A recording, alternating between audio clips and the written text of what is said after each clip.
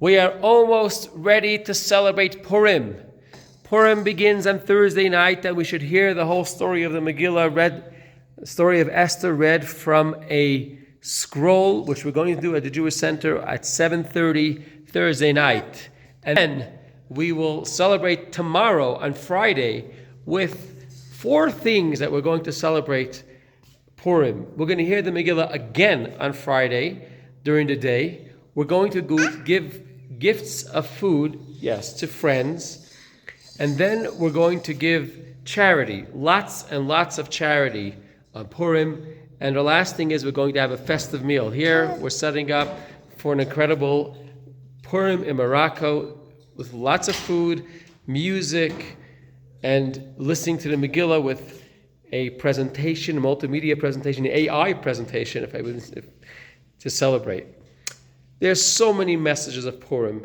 So every word, every line of the Megillah, of the story, tells us another important message. And especially in our times, when we're suffering again, we see the ugly head of anti-Semitism. Anti-Semitism is rearing its ugly head again. And we want to know how to respond. What do we do? How do we annul the decree? How do we overcome our adversaries?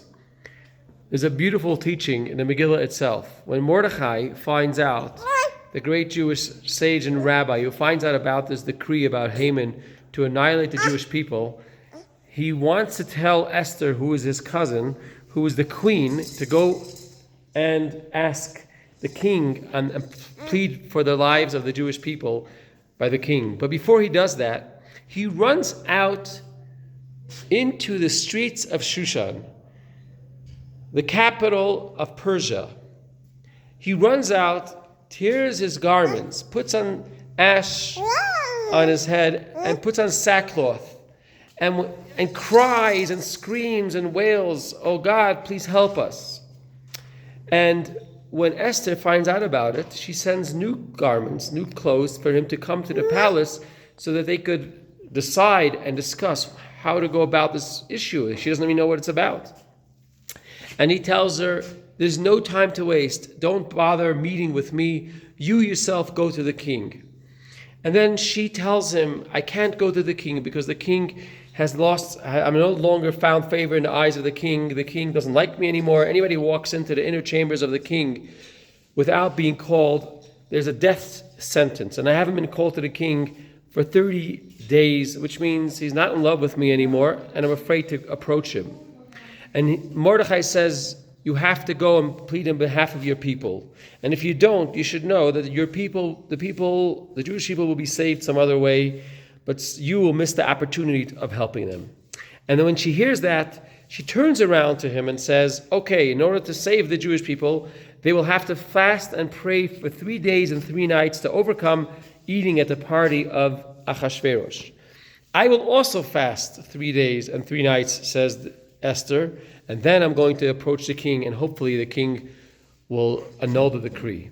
And that's exactly what happened. The 3rd day, Esther, after fasting so much, she goes to the king, and she invites Haman to a party, and then eventually invites Haman again to a party, and that's where Haman finds his demise after the prayer and the crying of the Jewish people for 3 days and 3 nights. Question is, why is it that Mordechai is running in the streets in sackcloth and ashes rather than going straight to Esther?